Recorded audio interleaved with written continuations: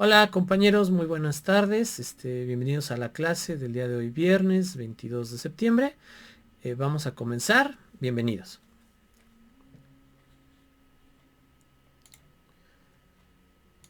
Para... Ay, ¿dónde está esto? Quiero compartir con ustedes la presentación que vamos a estar trabajando, que es esta. Ahora déjenme ponerla modo pantalla completa para evitar ignorar. ¿Ahí se ve bien? ¿Me ven a mí y la pantalla? Va, excelente, les agradezco. Ya saben, si hay alguna duda o alguna pregunta, me interrumpen con toda confianza. Déjenme cerrar aquí unas cosas. Listo. Bien, lo que habíamos visto en la clase pasada, la última, tiene que ver con la Constitución de 1857, ¿no? Después de la intervención de Estados Unidos, que por ahí vieron un video y que estuvimos trabajando en clase. Bueno, pasado esto, viene una etapa muy interesante en la historia mexicana. Acuérdense que nos estamos saltando como grandes rasgos, ¿no? De la historia mexicana, porque no es una clase de historia de México, sino de Estado-Nación mexicano. Entonces solo estamos viendo en qué momento surgen elementos que suman a lo que hoy concebimos como Estado-Nación mexicano, ¿va? De todas maneras, eso no quita que si hay alguna duda, alguna pregunta de la cronología como tal, me pueden decir para yo profundizar en este sentido. Ahora, con Juárez llega una parte que se conoce como las leyes de reforma. Estas leyes se promulgan el 12 de julio de 1852, entre las que se destaca la nacionalización de los bienes del clero, la separación de la Iglesia y el Estado, y la supresión de órdenes religiosas como cofradías, congregaciones, hermandades, etc. El Estado se va a encargar del matrimonio, el registro civil, la secularización de cementerios y la libertad de cultos. A ver, déjenme avanzar un poquito. Va. Cabe aclarar que si bien Juárez es el personaje al que más asociamos con las leyes de reforma o con el periodo conocido como reforma, lo cierto es que hubo otro personaje que tuvo mucho que ver en esto, que es Ignacio Comonfort. Comonfort ya había establecido como en una especie de ensayo en varias pláticas estas ideas, ¿no? O sea, estas ideas no se le ocurrieron a Juárez, o sea, ya habían sido propuestas por ahí. Lo que sí es cierto es que Juárez es quien las lleva a su promulgación y quien las va a defender con todo. Entonces, este es un punto muy importante, ¿por qué? Porque hasta 1857 México era católico, o sea, es decir, la religión oficial era católica y México era un estado eclesiástico. Acuérdense que vimos que una de las características de hoy es que el Estado es laico, ¿va? O sea, que ninguna religión tiene injerencia directa ni es considerada directamente en la toma de decisiones gubernamentales. ¿Por qué digo directamente? Porque no podemos negar que en México, sobre todo la iglesia, la católica, aunque hay regiones muy específicas donde otras iglesias tienen mucha injerencia, al final de cuentas todas pueden llegar a influir en lo que opina a lo mejor un presidente municipal, en lo que opina a lo mejor un gobernador, etcétera. Pero esto no quita que, que al momento de firmar los documentos, no firma el obispo, no firma el pastor, no firma el sacerdote, o sea, ellos no firman. Quien firma son los de gobierno, los del ejecutivo. Bueno, pues esto no era así antes de 1857. La iglesia tenía el control de los matrimonios, del registro civil y de los cementerios, la iglesia católica. O sea, ellos literal lo administraban. Tú no podías ir a casarte por lo civil y luego por la iglesia, como se hace hoy en día, ¿no? O sea, no había una boda civil. Todo era en la iglesia. Los nacimientos se registraban en la iglesia, no en la presidencia municipal. Las muertes en la iglesia, no en la presidencia municipal. Entonces, ya se imaginarán que esto genera mucho conflicto porque cada iglesia tenía como sus propios datos y no había un dato que fuera 100% cierto o que estuviera bajo el control del ejecutivo o el legislativo. Entonces, esto dificultaba mucho. Además, los ingresos y los impuestos por el matrimonio, por el registro civil, no iban para gobierno, se quedaban en la iglesia. Gobierno de ese momento se da cuenta de que pues esto está mal, ¿no? O sea, esto es complicado porque no van a obtener control sobre la población. Acuérdense que es una de las premisas que hemos estado buscando en todo tiempo, control sobre la población. Y al mismo tiempo, el hecho de, deme un segundito, eh, ya, el hecho de que pues no están obteniendo nada de ingresos, ¿no? O sea, esto es complicado. Bien, hoy en día es muy famoso la expresión, por ejemplo, del Estado Islámico, ¿va? En estados islámicos, en la parte de Arabia, ¿no? Y sus alrededores, perdón por generalizar, eh, sí firma, o sea, sí tiene una influencia directa, en este caso, se me fue el nombre, pero el equivalente al Papa, ¿no? De la Iglesia Católica en la religión islámica. Ellos sí tienen una fuerte influencia y sus leyes se basan en la yihad, ¿no? En los textos sagrados, en el Corán, en los textos sagrados de su religión. Ahí no están separados. Ahí hay cosas de la administración social, llamémoslo así, o de la administración pública, donde la iglesia tiene control y tiene una injerencia directa. Entonces, esa sería la diferencia de un Estado laico. No podemos negar que a lo mejor un presidente municipal que es cristiano seguramente va a trabajar con los valores cristianos, confiamos en Dios que así sea, pero no va a ir a decirle al pastor, ay, mire, firme aquí este presupuesto, o no lo va a invitar a las reuniones de gabinete. O sea, esa es la diferencia. En un estado eclesiástico, sí se les invita a la toma de decisiones y votan directamente por estas decisiones. ¿Preguntas hasta ahí?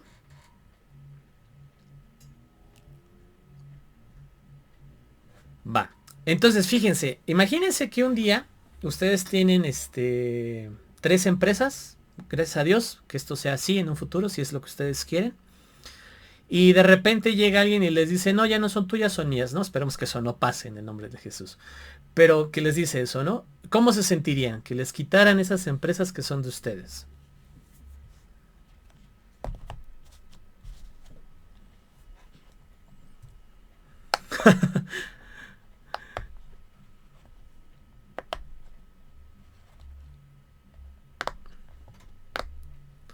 Va, yo concuerdo, ¿no?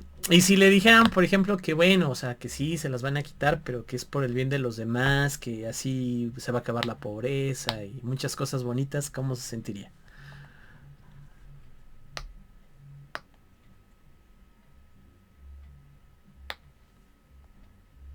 ¿O cómo se sentirían quien guste participar?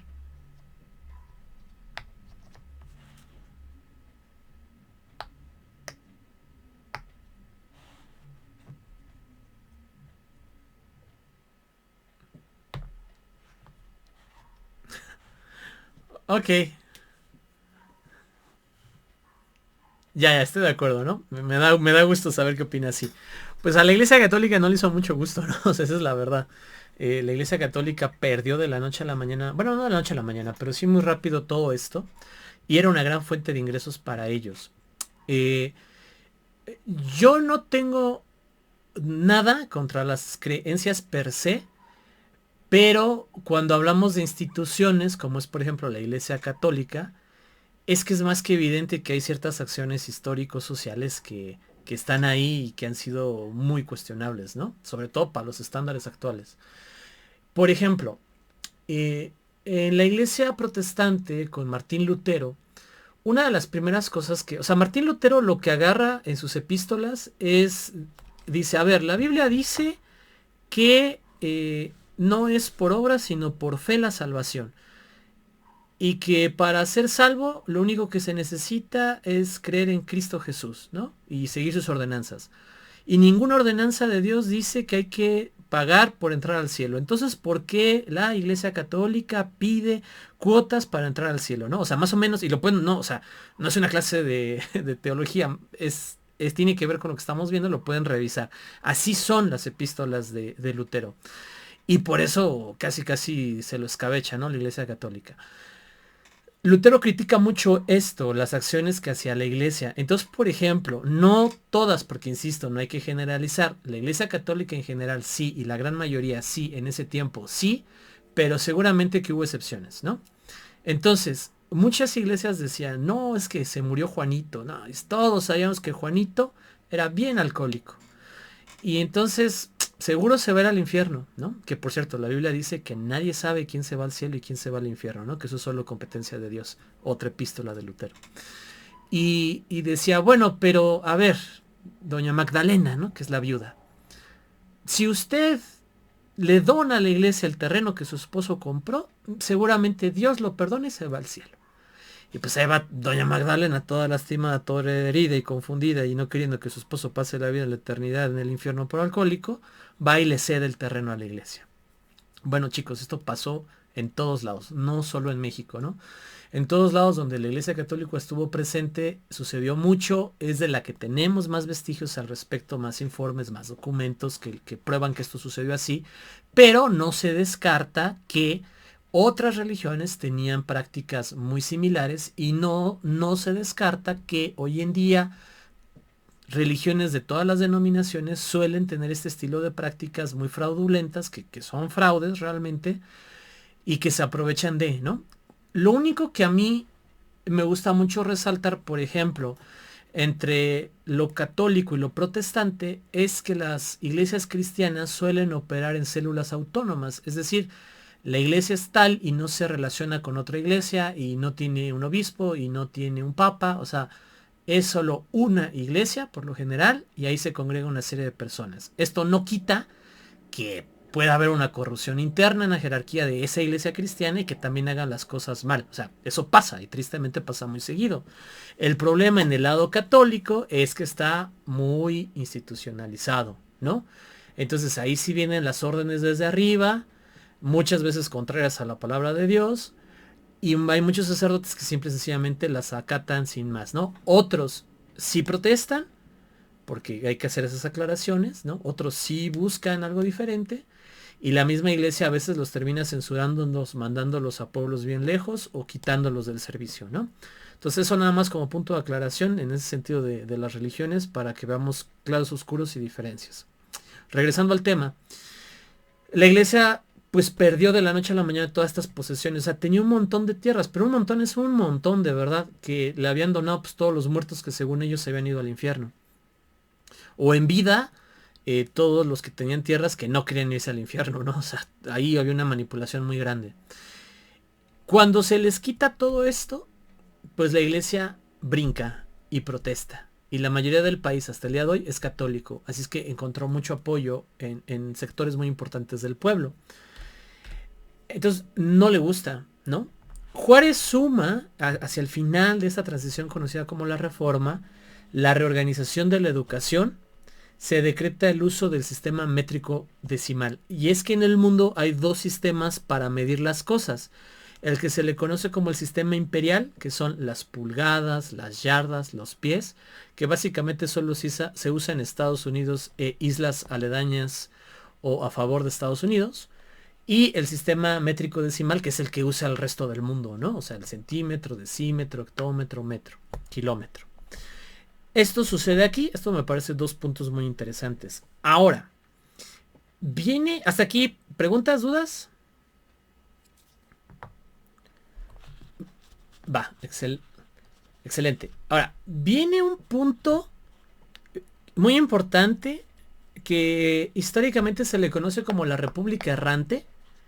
Ahorita les voy a platicar, me estoy adelantando un poquito, pero viene aquí uno de los personajes que a mí me parece que es, o sea, es extraordinario, de verdad, en todo sentido, ¿no? En todo sentido de la palabra, más allá del ordinario, extraordinario, poco común, ¿no?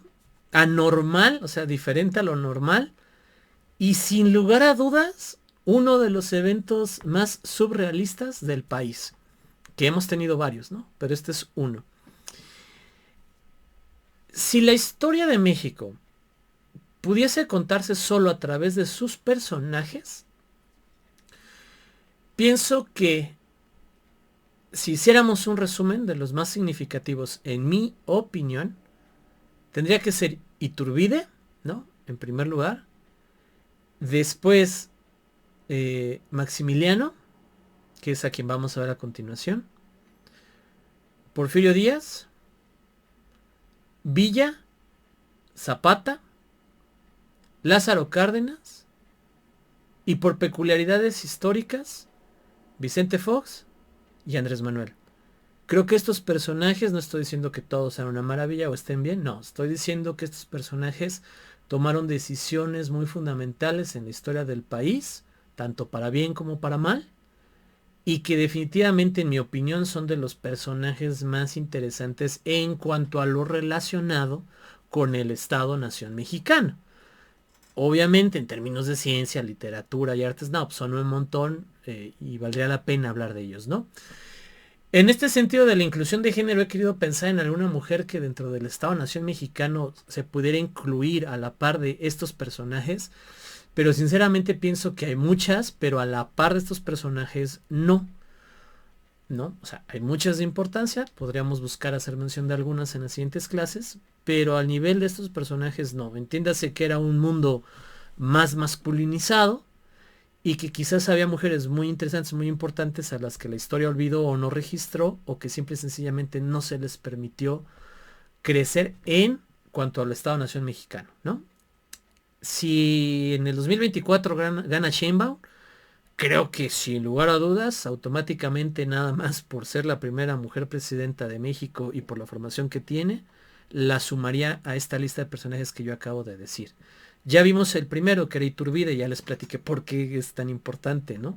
Es el que realmente consolida la nación mexicana y el que logra al 100% la independencia oficial del país, de lo que es el Imperio Mexicano en ese entonces, pero que ese sí es el antecedente directo de lo que hoy son los Estados Unidos mexicanos. Este segundo personaje, que le vamos a dar ya entrada, Maximiliano, chicos, de verdad que más allá de las biografías oficiales y de profundizar y de que todos tenemos claros oscuros, ¿no? Cosas buenas y malas, la verdad es un personaje que me fascina mucho. O sea, me parece tan inocente en muchos sentidos, tan buena onda en otros, que me parece una injusticia que lo hayan matado, ¿no? Así como Andrés Manuel se aventó la ocurrencia de decir que España nos debería de pedir perdón por lo que hizo, con lo cual sí concuerdo, ¿no? Pero esa es mi opinión personal. Yo creo que nosotros le deberíamos de pedir permiso a lo que era el Imperio Austrohúngaro, pedir perdón por lo que le hicimos a Maximiliano, ¿no? O sea, es spoiler, pero bueno, ahí vamos. La iglesia y los fieles a la iglesia, porque la iglesia, sí, al interior de la iglesia hay gente que está preocupada por la salvación de las almas y que conozcan a Dios, pero muchos otros lo ven como una plataforma de poder para tener lo que quieren. O sea, esa es la realidad, cualquier iglesia, cualquier religión. Entonces, estas personas que veían la iglesia como una plataforma de poder, no estaban de acuerdo con las leyes de reforma. Y querían que todo regresara como era antes, que la iglesia tuviera el control de estos elementos y de estas situaciones. En consecuencia, establecieron que necesitaban traer a otro gobernante diferente a Benito Juárez, a Juárez, y que ya no querían ser una república. Ellos querían volver a ser un imperio. Y literal, o sea, esto es más profundo. Yo creo que para el día viernes les voy a dejar que vean un video, si no me equivoco es de UNAM, sobre Maximiliano, está muy bueno. Le pidieron que, le mandaron una carta literal al Imperio Austrohúngaro y le pidieron que por favor les mandara un rey, porque el reino de México estaba sin rey y ellos querían un rey, ¿no? O sea, literal ni siquiera buscaron al interior de México a alguien que pudiera ser rey, sino que quisieron traérselo del extranjero, ¿no? Así como suena, o sea, así como de surrealista, así fue. El Maximiliano es hermano del rey de Austria-Hungría y, y Maximiliano nunca podrá ser rey de ahí, ¿no? Porque para eso primero se tiene que morir su hermano, su sobrino. Bueno, Maximiliano es como el cuarto, ¿no? En la línea de sucesión. Entonces está más que claro que Maximiliano jamás va a ser rey. Y el rey, su hermano, no quiere mucho a Maximiliano, esa es la verdad. O sea, se llevan mal, ¿no? No por Maximiliano, sino por el hermano. Y básicamente le dice, o te vas a hacer rey de México, o te quitamos todos tus privilegios a ti y a tu esposa aquí en el Imperio Austrohúngaro y pasas a ser un pueblerino más, ¿no? Él se ve forzado y acepta venir a México, pero a Maximiliano lo engañan. A Maximiliano nunca le dijeron que había un presidente que se llamaba Juárez, que había un grupo muy importante que lo apoyaba y que venía básicamente a liderar una guerra contra Juárez en favor de la Iglesia Católica. A Maximiliano le dijeron que él era un personaje perfecto para ser emperador y para gobernar México. Así. Maximiliano llega, se da cuenta de la situación. Juárez tiene que huir de Ciudad de México y empieza a recorrer varios estados en algo que Andrés Manuel haría mucho después. Solo que Juárez lo hizo porque literal lo venían persiguiendo de muerte. Juárez se sube a su... Ay, pues no sé si se diga carroza o a su coche, ¿no? Tirado por caballos, una carroza. Y literal ahí se lleva la Constitución y los documentos más importantes de la nación, ¿no? Como el Acta de Independencia y otras cosas en su carroza, o sea, en una carroza, literal. Entonces, a ver, denme un segundo, aprovechando que estoy aquí en clases en línea, carroza de Juárez. Y se las enseño. A ver, pero República Errante. ¿Cómo escribe Errante? Con H. Imágenes. A ver, déjenme cómo lo hago aquí. Dejar de compartir. Y compartir ventana. ¿Cuál es la ventana? Carroza de Juárez. Ventana. Ah, ya. Tengo que jalar esta para acá. Así. Ajá. Y esta. Compartir. Ahí se ve mi resultado de búsqueda de Google. Sí. Va. Entonces, literal, ¿no? Miren, aquí a lo mejor la resolución no es muy buena. Ahora vamos a visitar esta página. Espero que no salga nada. Ah, es un PDF, qué interesante. Ah, ok. Ah, miren, ¿quién publicó esto? Cultura. Ah, está bueno, me lo voy a quedar. ¿Cuándo lo publicaron? Ah, 2016. Luego se lo subo. No tenía previsto esto. Bueno, es que no es un tema tan específico en el temario, pero bueno, me quiero quedar con esta imagen que está aquí. Sale, ¿no? De México, ¿no? Más o menos esto que está aquí abajo es la llegada de Maximiliano por Veracruz para tomar México. Acá abajo, si se ve. Y va a subir San Luis Potosí, Saltillo, Monterrey, Chihuahua, ¿no? Y pues literal hasta El Paso, ¿no? Y luego va a recorrer hacia abajo, ¿no? Y regresar a la Ciudad de México. Este periodo y este recorrido que hace Juárez se le conoce como la República Errante. Y esta carroza, esta es la de Juárez, ¿no? La de al lado creo que es la de Maximiliano. Luego lo vemos. Esta es la de Juárez. Entonces aquí literal iba Juárez, el carro, el chofer o el conductor, no me acuerdo cómo se les llama a los de la carroza. Creo que uno o dos sujetos de seguridad y los papeles de la nación. O sea, aquí llevaba la carta de independencia, lo que ya les había mencionado. O sea, y esta carrocita, así como la ven, se aventó todo ese recorrido y se le llama la República Errante porque Maximiliano representa el imperio mexicano que quería resurgir, y Juárez la república, que es la que constitucionalmente hablando está inscrita. Entonces, en un periodo de la historia, México tiene los dos gobiernos, el imperio y la república. Entonces, eso es como lo increíble de, ¿no? Déjenme dejar de compartir aquí. Vuelvo a compartir, pero esta vez me regreso a la presentación. Ajá. Ahora, a Maximiliano cuando llega aquí, le dicen, regrésanos todo al clero, o sea, todo lo que la iglesia quería, ¿no? Volvamos a ser como antes y volvamos a ser un imperio. Maximiliano les dice no. No, porque Maximiliano es una persona súper culta y estudiada, o sea, es un príncipe. Él tomaba clases diario de política, de economía, de filosofía, de artes, desde que era chico. O sea, es una persona súper culta, con acceso a un montón de información, a libros, a profesores particulares, etcétera, etcétera, etcétera. Y él les dice, la mejor forma de gobernar un país es esta. Y lo primero que hace es decir que las leyes de reforma le parecen extraordinariamente bien.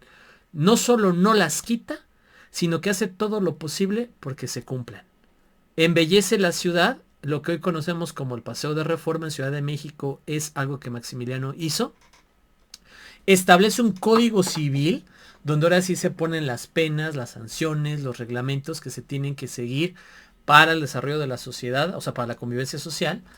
La ley agraria, donde quita tierras a la iglesia y a ciertos hacendados y se las regresa a los originarios, ¿no? Es decir, al pueblo indígena, al pueblo que les habían sido quitadas estas tierras.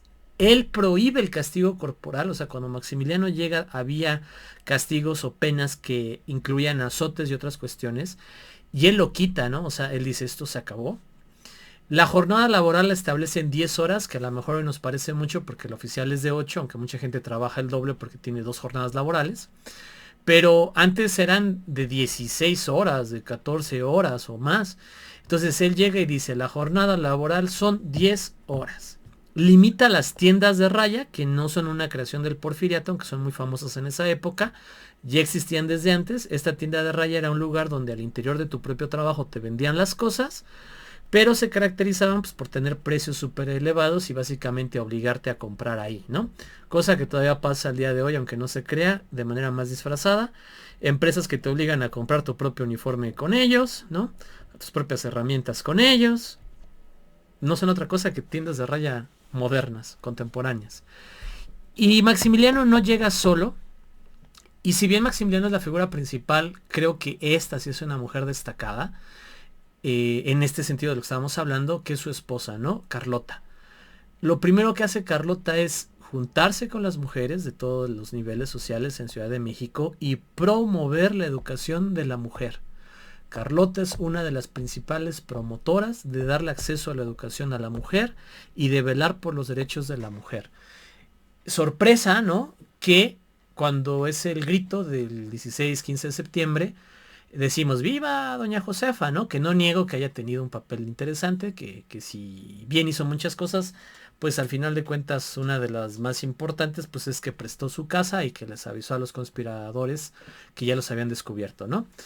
Pero Carlota, se enfrentó a toda una sociedad, a hombres, a la iglesia, ¿no? Y decirles, la mujer tiene que estudiar. Y veló por otras cosas por la mujer. Entonces, este matrimonio es muy extraordinario en la historia de México.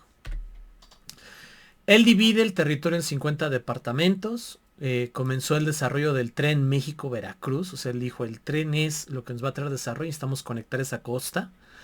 El fin de la guerra civil en Estados Unidos hizo que Estados Unidos le pudiera poner atención a México y dijo, con Maximiliano les está yendo muy bien.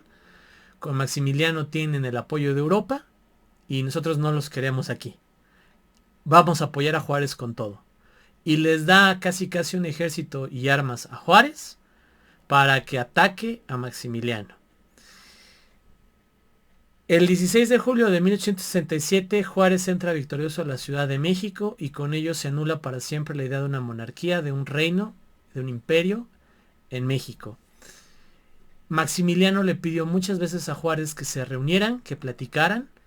Ahí hay muchos supuestos. Yo me quedo con la idea, con la teoría de que lo que Maximiliano quería era una conciliación y gobernar juntos, porque al final de cuentas tenían ideas bien parecidas. Juárez no quiso. Juárez siempre vio a Maximiliano como el representante de lo que era contrario a él y no se reunió. Y Estados Unidos hizo todo para que Juárez ganara porque él era más conveniente tener una relación con Juárez que con Maximiliano. Déjenme ver tantito. Va, esto lo vamos a la siguiente clase. A Maximiliano no le va muy bien.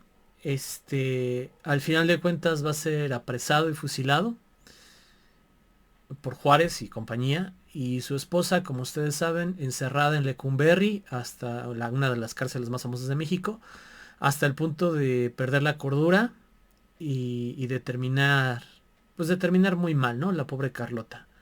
Yo creo que históricamente Maximiliano es un personaje al que se le debe mucho en el sentido de que no se ha hablado bien de él, de que no se ha expresado completamente en la cultura general y popular todo lo importante que Maximiliano fue, sus ideales, o sea, estas ideas que vimos, de leyes de reforma, del Código Civil, de prohibir el castigo corporal, del reparto agrario, son ideas muy adelantadas. Va a llegar Lázaro Cárdenas, muchos años después, ¿no?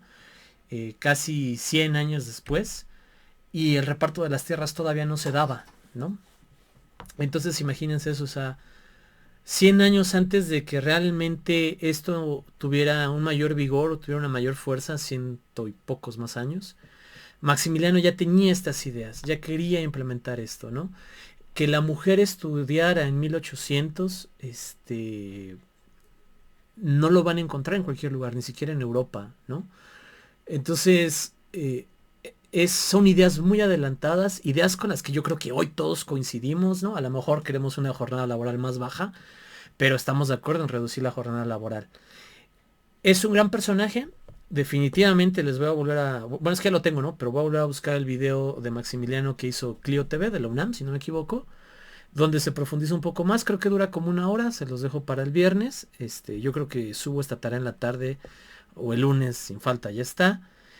Para que aprendan un poco más de este personaje y de esta etapa en la historia de México. ¿Preguntas, dudas, comentarios o sugerencias, chicos, compañeros, compañeras?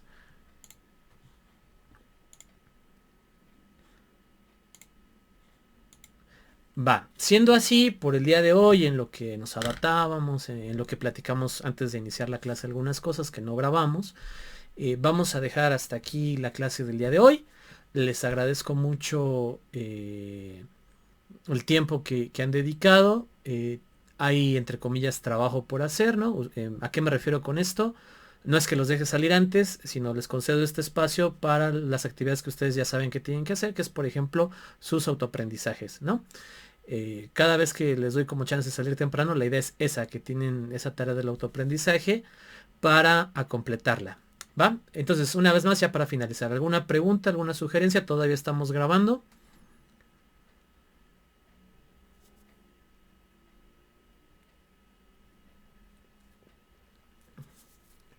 Va, todo bien. Excelente, muchas gracias chicos. Voy a parar aquí la grabación, espérenme. Ay, acá está.